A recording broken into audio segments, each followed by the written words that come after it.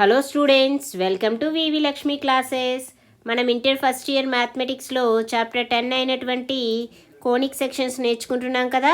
ఈరోజు excise 10A నుంచి Roman number 1లో 11 to 16 ప్రాబ్లమ్స్ ఏ విధంగా సాల్వ్ చేయాలో చూద్దాం. Okay, let's start the class. 11th problem చూడండమ్మా, ఏమంటున్నారు? Find the equation of the circle passing through the origin and having the centre at -4,3 అంటున్నారు. అయితే సెంటర్ రేడియస్ తెలిసినప్పుడు మనకి సర్కిల్ ఈక్వేషన్ ఏం తెలుసమ్మా? Equation of the circle with centre h, and radius r. Okay, centre radius తెలిసినప్పుడు circle equation ఏమవుతుంది? x - h whole square plus y - k whole square is equal to r² అవుతుంది. ఓకేనా? అయితే ఇక్కడ మనకి సెంటర్ ఏమి ఇచ్చారమ్మా? Here given that centre h, k అనేది -4,3 అని ఇచ్చారు. దెన్ సర్కిల్ ఈక్వేషన్ ఏమవుతుంది? x - h అంటే వాల్యూ -4, x -4 అంటే x + 4 whole square plus y - k అంటే ఇక్కడ వాల్యూ 3 కదా, y - 3 whole square is equal to r² అవుతుంది. ఓకే, అండ్ ఇంకా ఇక్కడ మనకి ఈక్వేషన్ ఆఫ్ ది సర్కిల్ అనేది పాసింగ్ త్రూ ద ఆరిజన్ అని ఇచ్చారు. ఏమిచ్చారు? Also given that equation of the circle passes through the origin అంటే ఏంటి? పాయింట్ 0,0 కదా. సో 0,0 అనే పాయింట్ ద్వారా సర్కిల్ అనేది పాస్ అవుతుంది అన్నారు. కాబట్టి ఈ వాల్యూస్ని XY ప్లేస్లో సబ్స్టిట్యూట్ చేయండి. That implies 0 + 4 whole square plus 0 - 3 whole square is equal to r² అవుతుంది. ఓకే, 0 + 4 అంటే ఏంటి? 4 కదా. 4² అంటే 16 ప్లస్ 0 - 3 అంటే -3. -3 స్క్వేర్ చేస్తే 9 వస్తుంది. That is equal to r². That implies r² value ఏమొచ్చింది? 25 వచ్చింది. దేర్ఫోర్ రిక్వైర్డ్ ఈక్వేషన్, సో మనకు కావాల్సిన సర్కిల్ ఈక్వేషన్ ఏమవుతుందో చూడండి. Required equation of the circle is, ఇక్కడ మనకి సెంటర్ తెలుసు, రేడియస్ కూడా తెలిసింది. మనకి సర్కిల్ ఈక్వేషన్ ఏమవుతుంది? x - h అంటే వాల్యూ ఏంటి? ఇక్కడ -4, k అంటే 3. ఓకేనా? x -4 అంటే x + 4 whole square plus y - 3 whole square is equal to r². ఇక్కడ r² అంటే వాల్యూ ఏమొచ్చింది? 25 కదా. So that is equal to 25 రాయొచ్చు. ఓకేనా? సో మీరు ఈ ఈక్వేషన్ ఇంకా సింప్లిఫై చేశారనుకోండి, అంటే ఇక్కడ x + 4 హోల్ స్క్వేర్ కదా, ఏం రాయొచ్చు మనం? x² + 8x + 16. అదేవిధంగా y - 3 హోల్ స్క్వేర్ని y² - 6y + 9 is equal to 25 కదా. సో రైట్ సైడ్ ఉన్న 25 లెఫ్ట్ సైడ్ వస్తే ఏమవుతుందమ్మా? -25 అవుతుంది, equal to 0. That implies x² + y² + 8x - 6y. ఇంకా కాన్స్టెంట్స్ ఏమున్నాయి? +16 + 9 ఏమవుతుంది? +25 అవుతుంది. అండ్ ఇక్కడ ఏముంది? -25 ఈక్వల్ టు 0. సో +25 - 25 క్యాన్సిల్ అయితే ఇంకేమవుతుంది equation? x² + y² + 8x - 6y equal to 0 అనేది మనకి కావాల్సిన సర్కిల్ ఈక్వేషన్. ఓకేనా? అర్థమైందా? నెక్స్ట్ వన్ చూడండి. 12th ప్రాబ్లం చూడండమ్మా, ఏమంటున్నారు? Find the equation of the circle passing through 2, -1 and having the centre at 2, 3. So 11th problem ఏ విధంగా సాల్వ్ చేసామో అదే విధంగా చేస్తాం. కానీ అక్కడ సర్కిల్ ఈక్వేషన్ అనేది ఆరిజన్ ద్వారా పాస్ అవుతుంది అని ఇచ్చారు. ఇక్కడేంటి? 2, -1 అనే పాయింట్ ద్వారా పాస్ అవుతుంది అని ఇచ్చారు. ఓకేనా? ఫస్ట్ మనకి ఈక్వేషన్ ఆఫ్ ఏ సర్కిల్ ఏం తెలుసు? సెంటర్ రేడియస్ తెలిసినప్పుడు ఈక్వేషన్ ఆఫ్ ఏ సర్కిల్ ఏ విధంగా ఉంటుంది? ఇక్కడ నేను సెంటర్ h, k అని, రేడియస్ r అని తీసుకున్నాను అనుకోండి. Okay, centre h, k, radius r తీసుకుంటే సర్కిల్ ఈక్వేషన్ ఏ విధంగా ఉంటుంది? X minus h whole square plus y minus k whole square is equal to r square అవుతుంది. ఓకేనా? అయితే మనకి క్వశ్చన్లో ఏమేమి ఇచ్చారమ్మా? సెంటర్ ఇచ్చారు. గివెన్ దట్ సెంటర్ ఏమని ఇచ్చారు? C h comma K is equal to 2, 3 అని ఇచ్చారు. సో ఇప్పుడు హెచ్ కామా వాల్యూస్ సర్కిల్ ఈక్వేషన్లో సబ్స్టిట్యూట్ చేయండి. X minus h whole square అంటే ఎక్స్ మైనస్ హెచ్ అంటే ఇక్కడ value 2, x minus 2 whole square plus y minus k, k అంటే ఇక్కడ వాల్యూ 3 కదా, y minus 3 whole square is equal to r square అవుతుంది. అదేవిధంగా సర్కిల్ అనేది ఏ పాయింట్ ద్వారా పాస్ అవుతుందని ఇచ్చారు? 2, -1 ద్వారా పాస్ అవుతుంది అని ఇచ్చారు. Also given that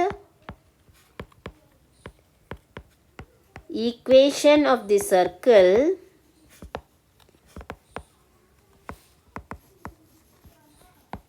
passes through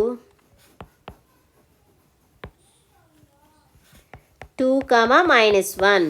so X ప్లేస్లో 2, వై ప్లేస్లో -1 సబ్స్టిట్యూట్ చేయండి. ఏమవుతుంది?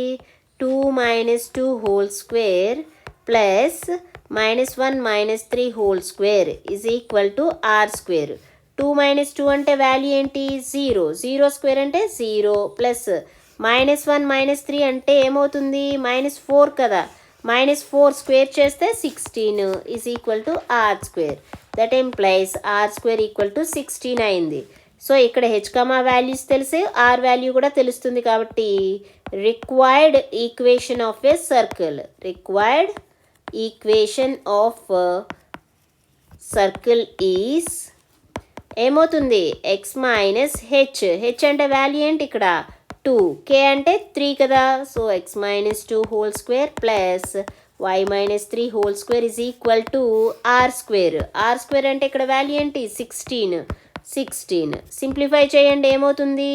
ఎక్స్ మైనస్ 2 హోల్ స్క్వేర్ అంటే ఏం రాయొచ్చు? X square minus 4x plus 4 plus y minus 3 whole square అంటే y square minus 6y plus 9 is equal to 16 అవుతుంది. ఓకేనా? That implies x square plus y square minus 4x minus 6y constants ఏమున్నాయి? +4 +9 అంటే +13 అవుతుంది. Right side ఉన్న +16 left side వస్తే -16 అవుతుంది. ఓకేనా? Therefore x square plus y square minus 4x minus 6y +13 -16 అంటే -3 equal to 0. This is the required equation of the circle. 13th problem చూడండమ్మా. ఏమంటున్నారు? Find the equation of the circle passing through -2, 3 and having the centre at 0, 0. So ఇక్కడ మీరు observe చేస్తే centre ఏమి ఇచ్చారమ్మా? Origin అని ఇచ్చారు. అయితే సెంటర్ ఆరిజిన్ అయినప్పుడు ఈక్వేషన్ ఆఫ్ ది సర్కిల్ ఏ విధంగా ఉంటుంది? Equation of the circle with centre 0, 0 and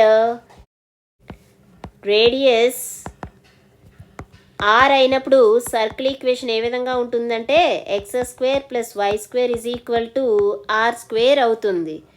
and ఇక్కడ equation of the circle passes through -2, 3 అని ఇచ్చారు. ఓకేనా? Given that given circle passes through ఏ పాయింట్ ద్వారా పాస్ అవుతుందని ఇచ్చారమ్మా? -2, ద్వారా పాస్ అవుతుంది అని ఇచ్చారు. సో ఏమవుతుంది? ఎక్స్ ప్లేస్లో -2, వై ప్లేస్లో 3 సబ్స్టిట్యూట్ చేయండి. -2 whole square plus 3 square is equal to r square. That implies -2 square అంటే 4 plus 3 square 9 that is equal to r square. Therefore r square equal to ఏమవుతుంది? 13 అవుతుంది. ఓకేనా? Therefore, required equation of the circle is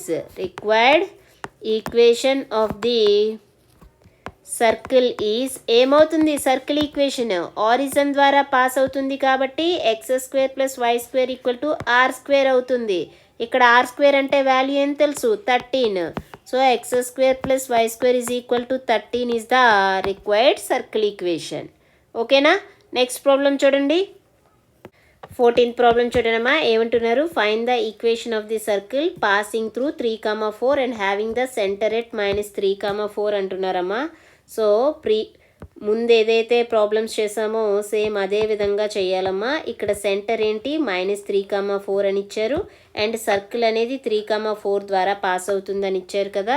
so ఇది మీరు try చేయండి అమ్మా. ఏమైనా doubt ఉంటే కనుక కామెంట్ సెక్షన్లో తెలియజేయండి. నెక్స్ట్ క్లాస్లో ఎక్స్ప్లెయిన్ చేస్తాను.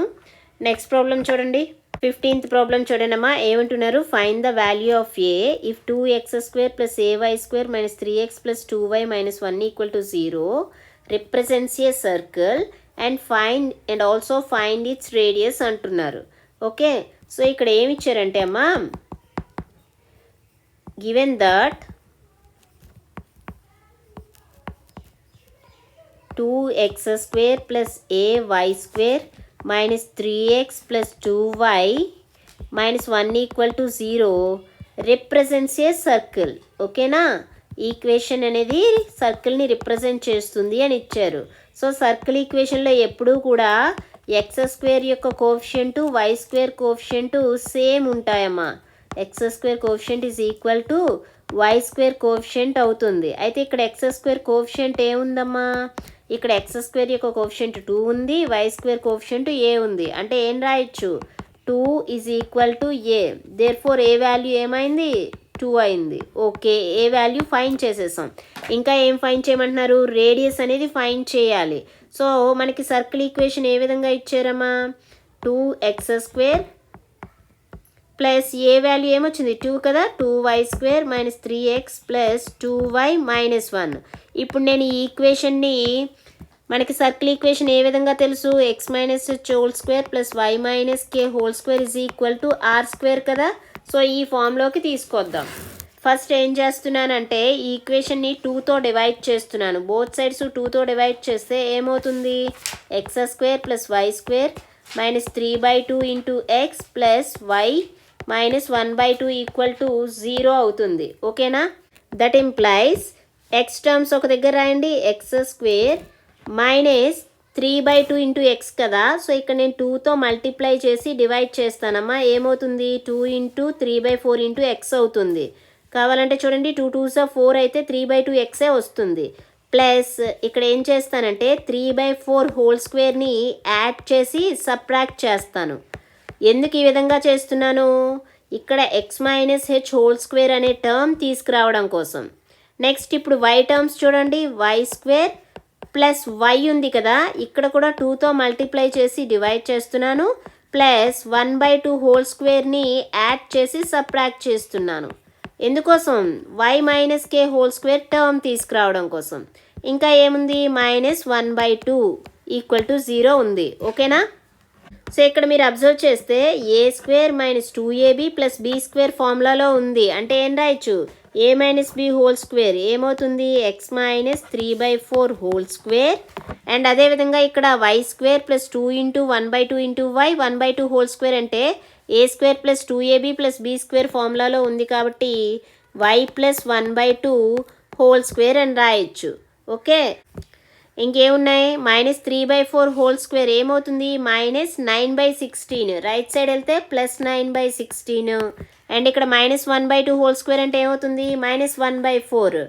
దట్ ఈస్ +1/4 అవుతుంది. రైట్ సైడ్ వెళ్తే -1/2, రైట్ సైడ్ వెళ్తే +1/2 అవుతుంది. ఓకేనా, సింప్లిఫై చేయండి. x - 3/4 ప్లస్ y + 1/2ని నేను y - 1/2 అని రాయొచ్చు. మైనస్ ఇంటూ మైనస్ అంటే ప్లస్ అయిపోతుంది కదా. ఇక్కడ ఇప్పుడు ఎల్సిఎం తీస్తే ఎల్సిఎం అనేది ఏమవుతుంది? 16 ఎల్సిఎం అవుతుంది. సో 9 ప్లస్ ఇక్కడ 4, 16 రావాలంటే 4తో మల్టిప్లై చేయాలి. ప్లస్ ఇక్కడ 2 ఉంది, 16 రావాలంటే 8తో మల్టిప్లై చేయాలి. ఏమవుతుంది? x - 3/4 plus y - -1/2 is equal to 9 + 4 ఎంత? 13. 13 + 8 21. 21/16 అవుతుంది. ఓకేనా, that implies x - 3/4 plus y - -1/2 is equal to √21/16 అవుతుంది. అంతేనా?